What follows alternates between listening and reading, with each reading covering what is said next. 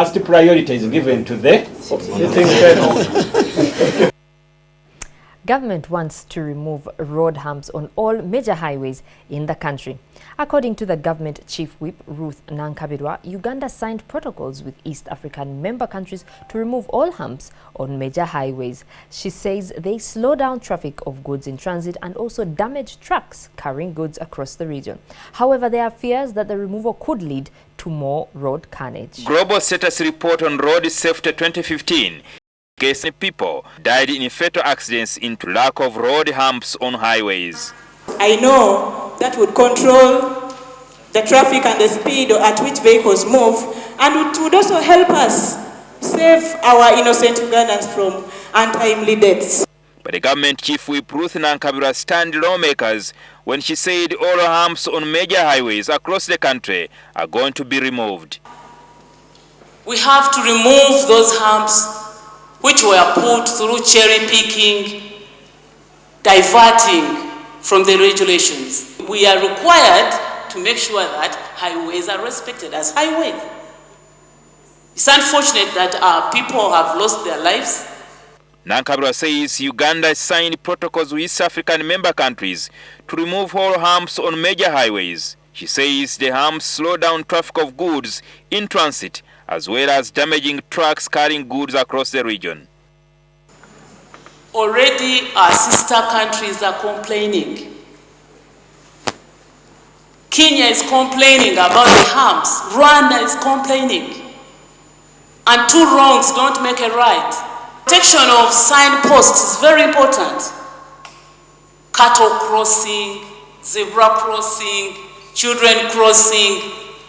It's very important. Government is thinking about a mechanism that will maintain signposts on the roads.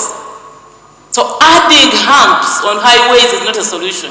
Nankabirwa was backed by Budadi West MP Nandala Mafabi, Bulisa County MP Stephen Mukitare, and Minister for State for Agriculture Bright Ramirama. We must remove humps because even humps are the ones causing even accidents for people who are doing business and others. We must be realistic. Humps are really referred to as non-tariff barriers. And in Uganda, when you cross into Uganda, you realize that actually we are not like our neighbors. I don't use Chiboga Road, which is the shortest, and I go Sukumasi. It is because of those bad humps. However, their colleagues put out stiff flag against this proposal. You want to protect outsiders, international travelers, when you risk the lives of Ugandans down here. What kind of country are you producing? Is Uganda for foreigners or for Ugandans? According to the Global Status Report on Road Safety 2015, more than 1.2 million people die each year on the world's roads, making road traffic injuries a leading cause of death globally. Most of these deaths are in low and middle income countries like Uganda. Jingo Francis, NTV, Parliament. A handbook with detailed guidelines on how to prosecute children was yesterday launched by UNICEF and the Directorate of Public Prosecutions. One of the guidelines is for the child victim witnesses and others who have committed offences to be treated in a manner that is child-friendly and gender-sensitive. Speaking to NTV, the head of Gender, Children and Sexual Offences Department from the Office of the DPP, Susan Okalan, said Uganda has good laws, but what is practiced violates children's rights. In the years 2014-2015, the Directorate of Public Prosecutions recorded 5,097 cases of juvenile offenders, with simple defilement topping the crime list. Children are all persons below the age of consent, which is 18 years. According to experts in children issues, child suspects are often held in facilities which are not conducive at their stage of life. Speaking to NTV, the outgoing head of Gender, Children and Sexual Offences Department in the Office of the DPP, Susan Okalan, says this exposes children to criminalization stigma. Children incarcerated in adult prisons. It is still happening. Children are held with adults in places of detention, including some police stations. Police admitted that they don't have enough facilities, especially in the newly created districts. If you went to many of these new districts, we're operating in shops and other structures which do not belong to us.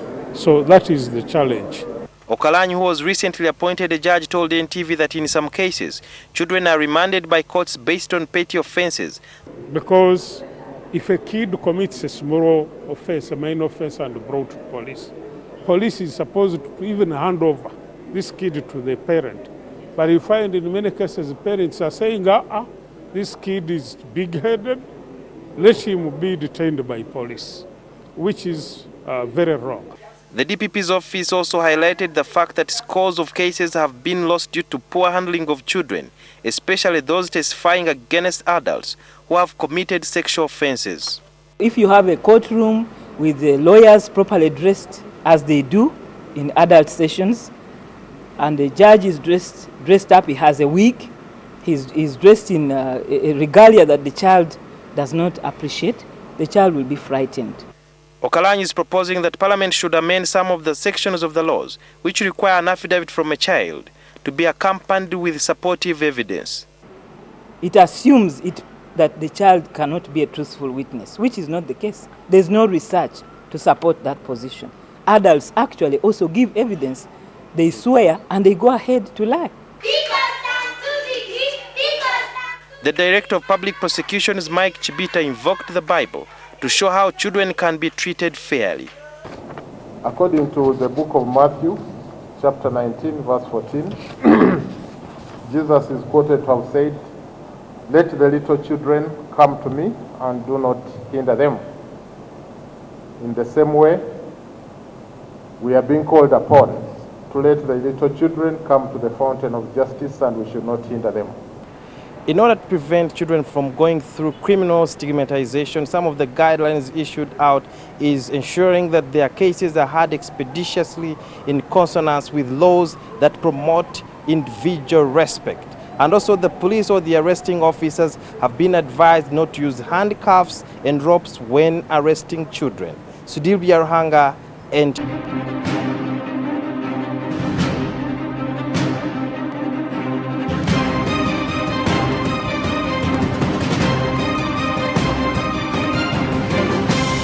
You're watching Morning at NTV.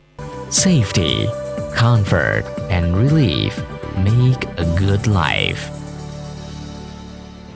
Nurembe Villas Chico.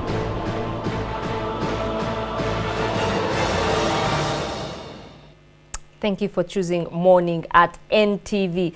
Now we'll be letting you know what is making stories in today's headlines, but I believe Simon will be happy to know that the road humps are being removed. So his German piece of iron that he usually calls his car, I'm sure, you know, once Robert Mugabe Road is fixed, it will be smooth sailing for you. But also do tell us of the story.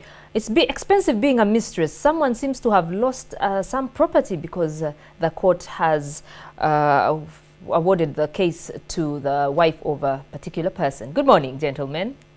Morning, maybe I will start on that last one. You will appreciate that I have little experience in being a mistress, but I would also think that this is a story you should take very keen interest in, because the said mistress, in fact, did not know she was a mistress. For her, in her naivety, all along knew she was the rightful wife to this man in the picture who was the first respondent, and indeed, for all the time, she knew she was the rightful wife. She did not know there existed another wife that was older than her in the marriage. So sometimes you ladies may need to check just what position you hold in your man's heart, but that's besides the point.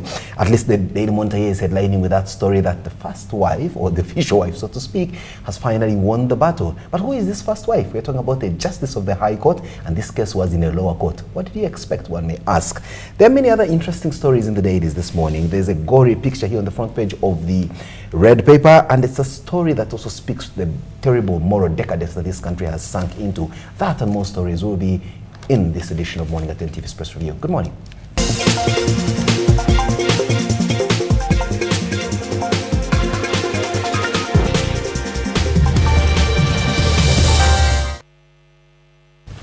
Yes, a very good morning. Welcome to this edition of Morning at NTV's Press Review. It's April the 28th, 2016. It's International Occupational Safety and Health Day. The country is commemorating. Many of you would want to call it celebrating, but I think it's a moment to just stop, think, and act on safety at your various workplaces. like we do here on Morning at NTV. Good morning, Brian. You feel safe at work, especially when you come here to work with papers for pocket handkerchiefs. I mean, he needs to, this is an unsafe practice.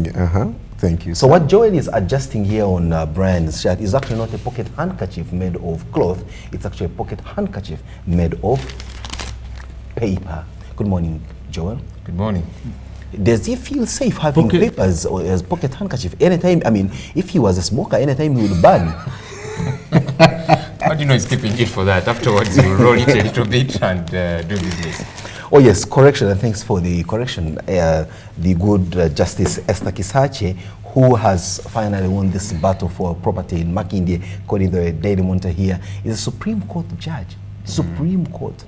So did we expect a lower court to hand it to the mistress? Why not? Because you see here she was simply a plaintiff. She was simply a one nothing as, you know, Supreme Court judge. And so, but you see, looking at the case, the other lady also, just because she had lived with this man for 13 years, she says that this man used to introduce her wherever they went as my wife and so on. So she imagines she was his wife. So but there's no legal documentation. So that man is likely to hand. Maybe there is legal documentation, but you know there are 3 forms of marriages that are recognized under our constitution. There are actually 5. Okay, customary, the usual one, you know, it's church, and then when you walk into the whatever, the registrar's house. Okay, there's also the Muslim one and the Hindu. They're recognized in this country, making them 5. But you see, okay, I'll ask that question later, because if there is that many forms of marriage, one wonders why you haven't taken a peek. But so the man must have done the traditional one and then this one. Anyway, we you know what happened with this case? This man sold the property to his wife. This one, Justice Esther Kisache. But kept, now, but kept the other one kept residence. They had been living in it together among several other properties. So eventually, he sold it. Of course, they fell out, and you know, so he marries this one. So he now sells the property to his wife. I don't know whether it was, you know, his some kind of gimmick. Well, the real wife now. So now the real wife wants the other woman out so that she can, you know, either rent out the property and so on. It's like such a justice. The other one was a mistress, just. I thought they lived together for about 13 years, from 1997 to 2010. So she imagines. Mistresses go. Please. So she feels don't mention 13 years and make it seem like it's such a small deal. It's a long time, but it doesn't make her the wife. Such a long time. Brian hasn't lived with his dear wife for half that time, and yet she is his wife. So it's not about the length of time. No, exactly. She is his wife. Why? Because there is legal documentation to that effect. And I've asked you, have you asked to find out if there's no legal documentation from the other? There's none. At least none was presented before court.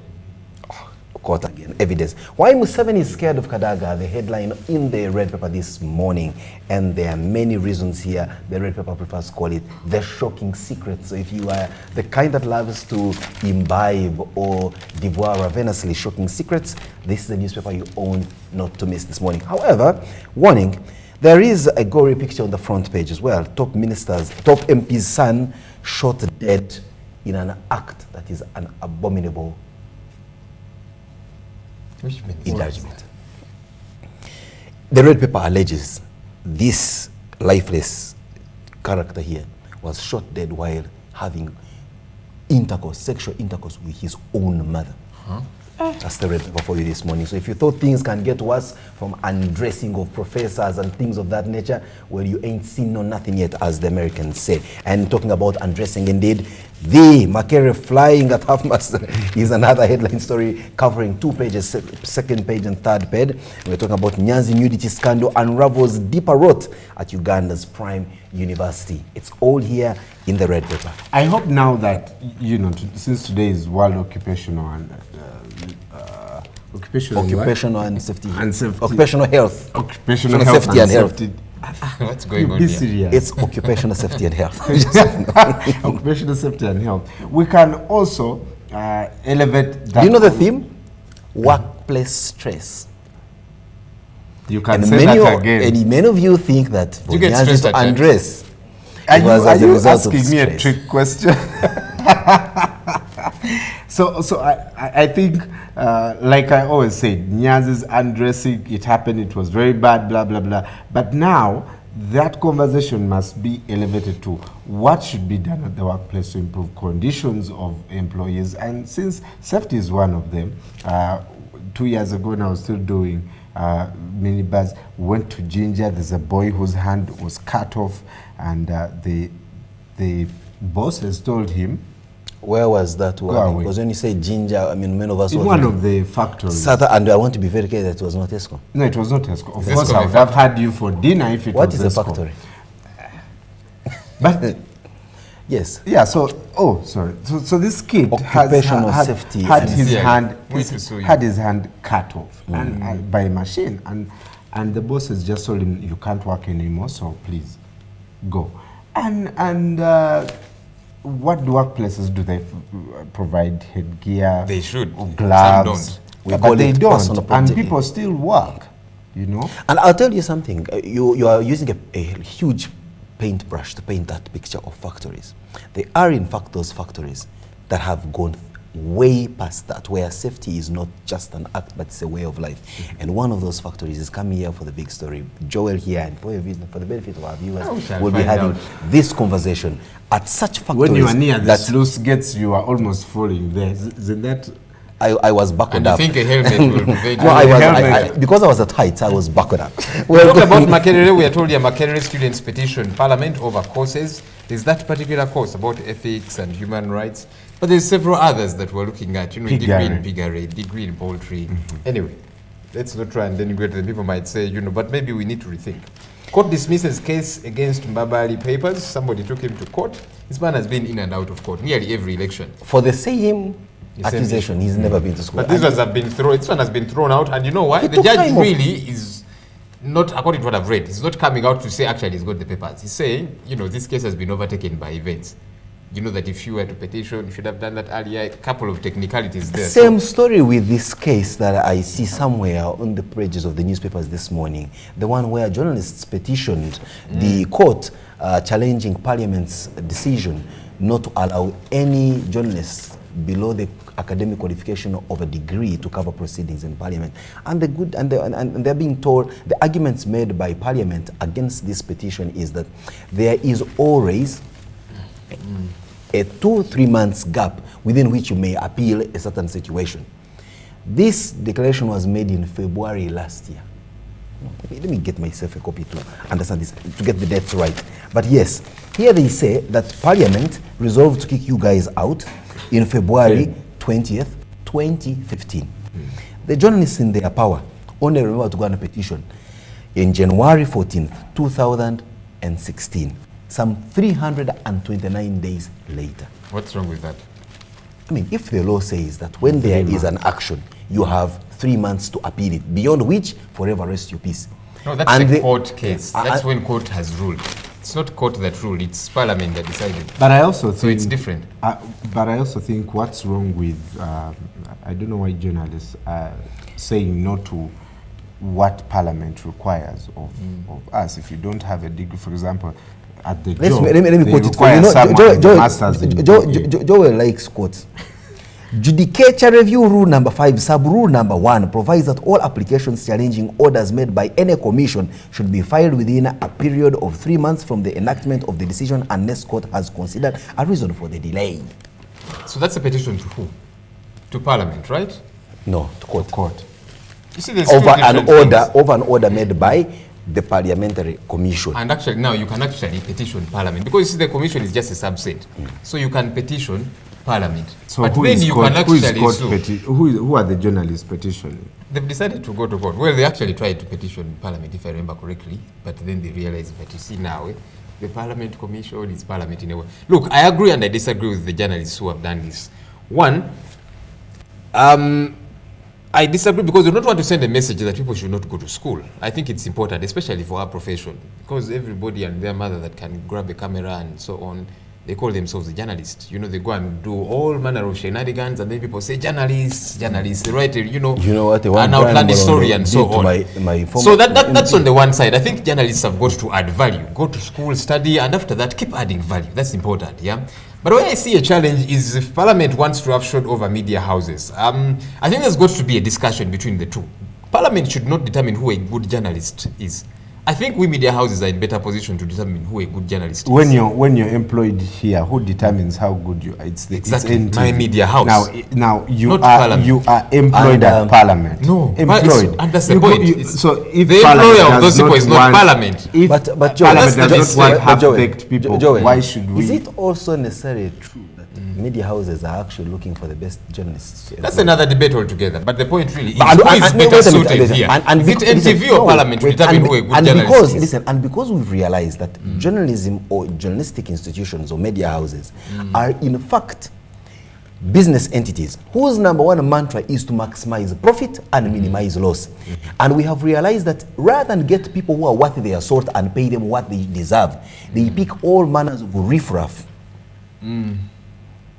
pay them little, and unleash them on an unsuspecting public. Now we, who are in the public, who are not unsuspecting, we've said no, we will not take riffraff coming here with a journalistic badge simply because they've been sent by the mighty NTV. We will look at them and say, if NTV is going to send here anybody, it must be someone with a certain value. And that's the discussion that's got to be there. Because you see, when you dig no, up we are not about going to have that there's a lot discussion. more. Why should it? We are going to dictate. You as who? Parliament. And you know, the other day actually I had the speaker making, I think, very patronizing statements, you know, to journalists as praising them. Matronizing. Saying, you see, you know, you're strangers here, who we allow that under kind our of mercy. thing, you know, under a mercy. Isn't that the kidding truth? me? Yes. Why do your MPs, you know, each time they see journalists, hey, scamp around, you know, they want to give bites, and then you see them queuing up and that kind of thing. And that is going to stop. Why don't you create your own TV station, you Parliament? Maybe they can. Why haven't they? They will now. The 10th Parliament. Maybe they should, and we see what happens. They will. Because they beg us. They're always calling us, by the way. You know, each time we're in the 9 o'clock meeting, you know, there's this, come and cover this, come and, you know. So why do you keep begging us? Because they have to take, it's our role So again, to get so the you see- information out to the public. But So at the end of the day, it's actually at our mercy, not at theirs. if Because you are- we determine this why committee, does it work we shall for not cover. NTV to get good people and it should not work for Parliament to want good people If who are you had me educated? right, I began by saying I think we need good journalists and we need to encourage them to add value, yeah? But you see, I'm not employed by Parliament. If, for example, I get to be assigned to cover a story there, Parliament is not my employer. Yeah, but Parliament NTV has is. told NTV, please, if you're sending someone, let now- that someone That's what have should a happen. degree. That Parliament gets to talk with not just NTV but media houses. Are they doing that? Anyway, away from that, confusion as government revises 2016-2017 budget. It's been pushed up by about 5 trillion shillings, and MPs are asking, where is this money going to come from? What's it going to do? I like especially the latter question. What is it going to do? But you mean you don't know? With all these supplementaries and so on. Well, speaking of court, NSSF files evidence against Deputy MD Geraldine Sally. And the red paper is saying something about this case indeed, where they are saying that former Minister of Finance, Planning and Economic Development, the good old Maria Kiwanuka, is now being dragged in here as one of the witnesses. After all, she was Witnessing holding what? fort. The Geraldine NSSF. Sally NSSF situation, because she was holding fort at the time when Geraldine Sally was appointed to this position. So it's The quite quote of very the day interesting. here, this is made by Uganda Media Center boss. That's this word boss. Ofono Pondo on MPs threatening not to pass the budget. He says they are hostage takers, they are not people's representatives, they behave like gangsters. And we're talking about a parliament that is over 60% NRM. And so It's actually way over 60%. couldn't have described the members of parliament better. Could you say that again? And he's the deputy spokesperson of the NRM. Can you kindly He say says that they are again? hostage takers, they are Number not one. people's representatives. Take it slowly. MPs are? Hostage takers. Number one. They are not people's representatives. Number two. They are They gangsters. behave like gangsters. So They behave like, or they actually are So gangsters? if they are gangsters, who is the lead gangster? The Speaker of there's Parliament. always a godfather. FDC seeks to join case for scrapping city elections. You know, this case that's been dragging on for some time, where especially my good old mayor from Nakawa, Mr. Badimwezo, is challenging as to why he's not been gazetted completely with other leaders that were elected within the Kampala Capital City Authority jurisdiction. Well, speaking of journalists who are excellent at what they do, the Daily Monitor here, in the next magazine, previews profiles Selwanga, who is still an active journalist. At 90. At 90 Why years. don't people like to... But he has a retire? university degree. He can actually work at Parliament. There will evoke the retirement age. Now, of course, the situation in the Rwenzori region remains to take that wonderful direction in which it's taking, where peace is returning to the area. And today, the Daily Monitor is reporting of a meeting between the Chief of Defense Forces, General Katumba Wamala, meeting with the kings in that area. I see a picture of him with Omudingi of Bwamba, Martin Kamya. Yes, let's not forget that Martin Kamya is a retired army officer. He was actually recalled. And as you can see, the way General Katumba is seated, you know, cross-legged, speaking to his junior, even though this one is a cultural leader. Let's also not make us forget that Charles Wesley Mumbere is also. That one is retired. This one was recalled. Was a what? Most of those guys, I don't know where they got it from some barracks, and then they started. He must have been a former employee of Pinnacle Security or something like that. Kenya starts to catch up, cementing its lead. That's in the opinion section here. Then Karinaki writes and says, here is the conversation we should be having about Uganda, but are not. Let me read this quote. Uganda is not working, and the parts that do are working for a few and not the majority. We can paper over the cracks or pay publicists to paint lipstick on this pig, but that will not bring home the bacon. Can we, for once, have an honest conversation about how to make Uganda work? Who's told him that Uganda is not working? Karinaki is surviving and thriving in a country that is working. No man can do that. That's not Uganda. He's actually based in Nairobi. But look, he's actually not saying in its entirety it's not working. He's saying it is working for a few, not for the majority. Now, his quest should be to join the few. See, that should be it. And who says it's not a the US. He's probably not denying. The US is a working country without a doubt.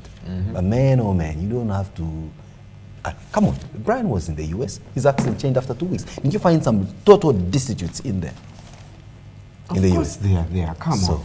But you see, also, I challenge Karinaki to write for 1 week things that are working in Uganda. 1 week. He has mentioned for you. No.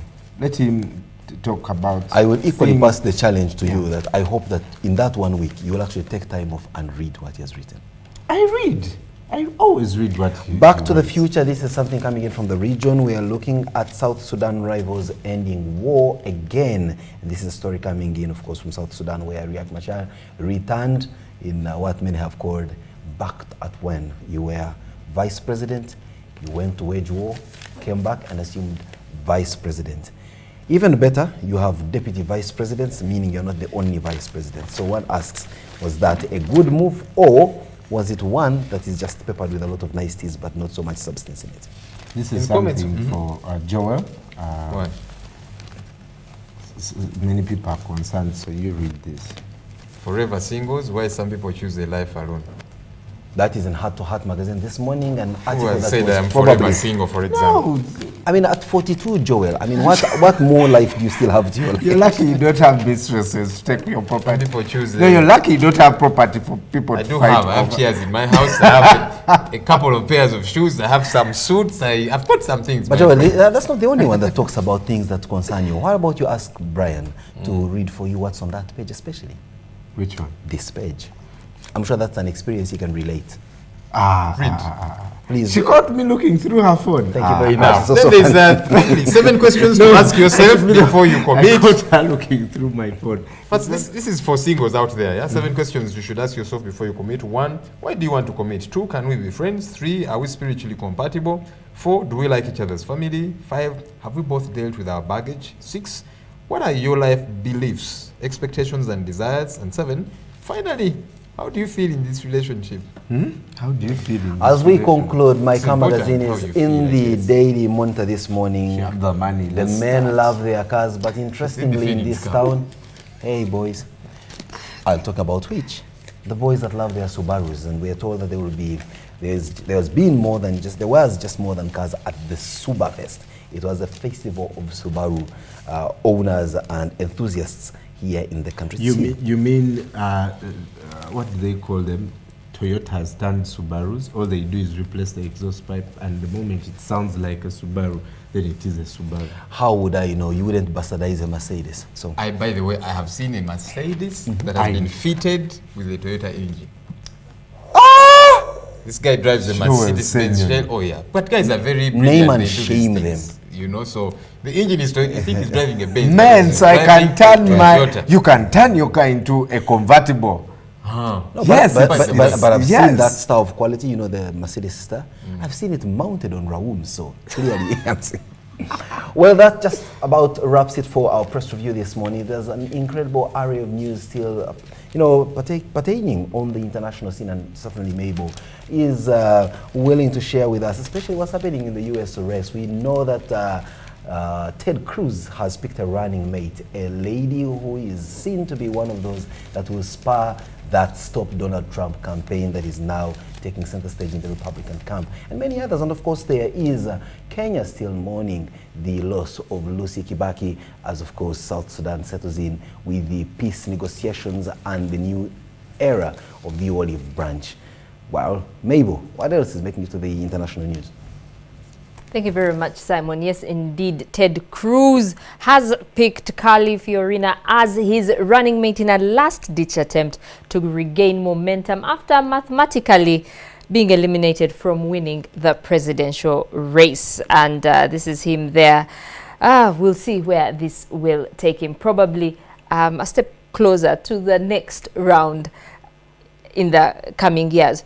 And in Venezuela, we can't go on living like this because of power cuts. About the only thing that can be counted on around the clock these days is the gas stove.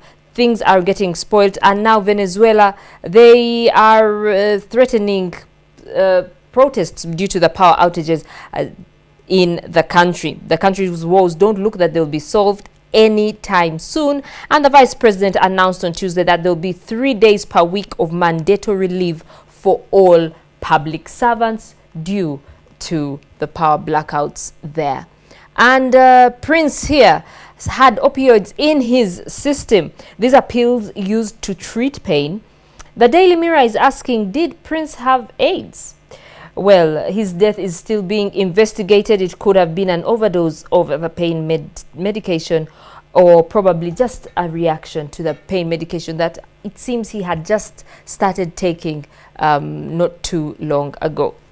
Facebook handily beat Wall Street expectations with a 50% jump in revenue driven by its widely popular mobile app and pushing into live video. The company also proposed a new stock class designed to protect the role of founder Mark Zuckerberg.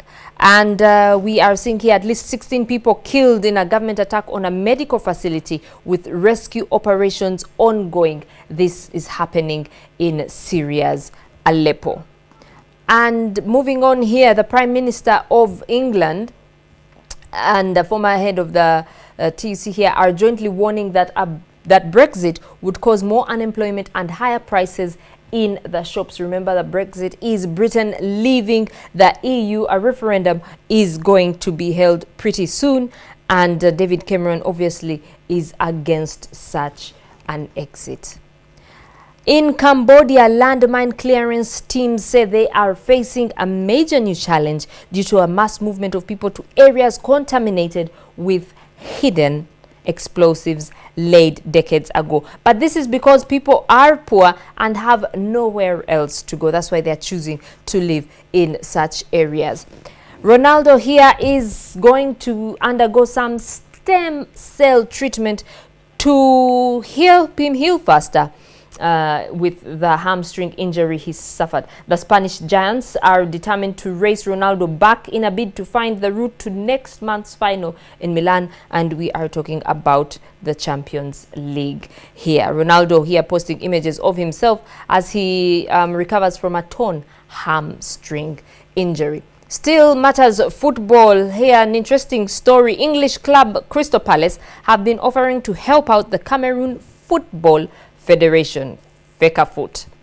The Premier League side chief executive Philip Alexander has been speaking during a visit to the country. He says they are hoping to help Cameroon at national level, and they want to engage with the federation to help in using best practice with performance for the staff, coaches and communication team. Again, football here, Mamadou Sakho, Liverpool defender, failed a drugs test and he is not going to contest it. It's also believed he will not play for Liverpool again this season. And on matters sport, we will end here with Team GB having their Olympic kit unveiled, but not too many people liking it, especially in the Twitter sphere. It was designed by British designer Stella McCartney. Expectations were high for the new uniform, launched yesterday as a 100-day countdown to the games in Brazil continues. And it got me wondering, when will Uganda actually unveil their Olympic kit? Well, that's all we had for you on the international scene. Morning at NTV will continue with a big story right after this break.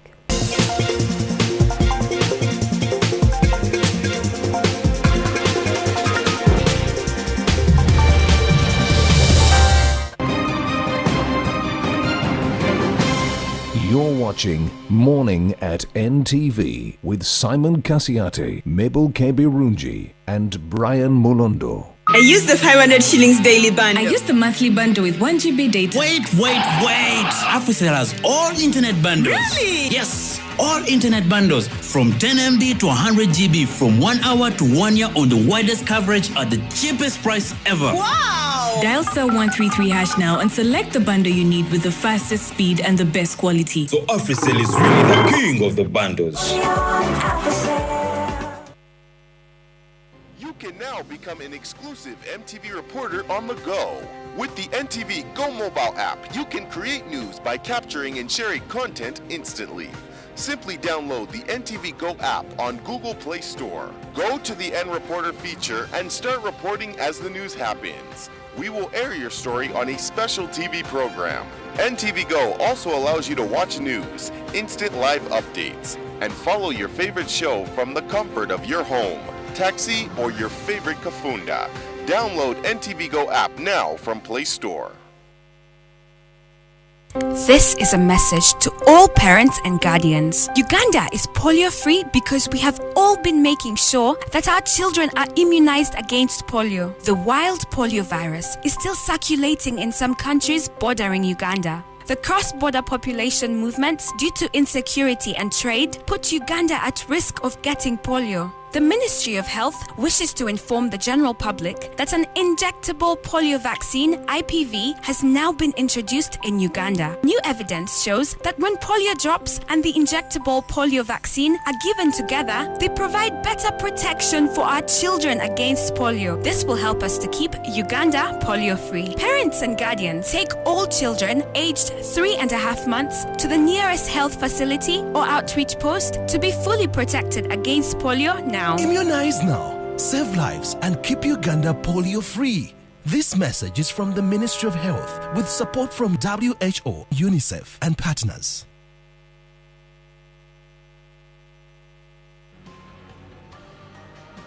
May I ask what you're doing here, Pilar?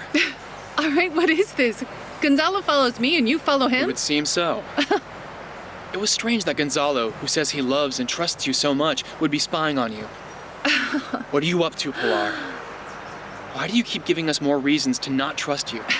I don't allow Gonzalo to come and question me, and much less am I going to allow you. I heard when you were calling out for Ismail.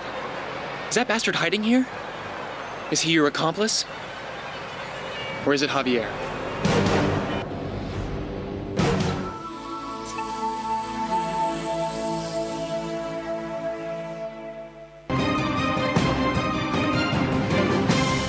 You're watching Morning at NTV with Simon Kasiate, Mabel Kebirunji and Brian Molondo.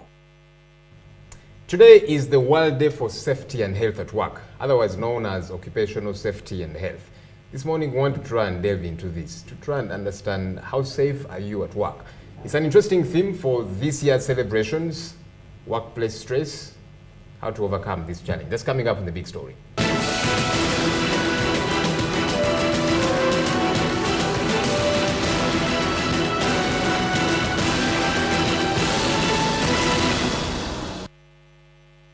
And joining me for the big story is Tozama Gangi. She's the Managing Director, ESCOM Uganda Limited. Good morning. Good morning. Second time that you are here. It's an interesting theme this year for the World Day for Safety and Health. Workplace stress, a collective challenge. And we'll talk a bit about how you do it at ESCOM. I know that you run these turbines and so on, and so it's important that people are safe. But I imagine you're one of those that get quite a bit of stress. Each time there are power blackouts, we hound you people, even when we, fire at the wrong places. And I'm thinking, how do you manage all this stress? How are you faring? The other time we had, there was a case between you and Parliament. Parliament was pushing government to throw you people out. I imagine too much stress. How are you people doing? Yeah, stress, the theme indicates, this year is work-related stress. How do I manage it as Tozama? What is important is also to be physically active. That is one of the ways that I help myself to manage the stress, to be involved in physical activities, taking walks, and be active in how I manage my stress.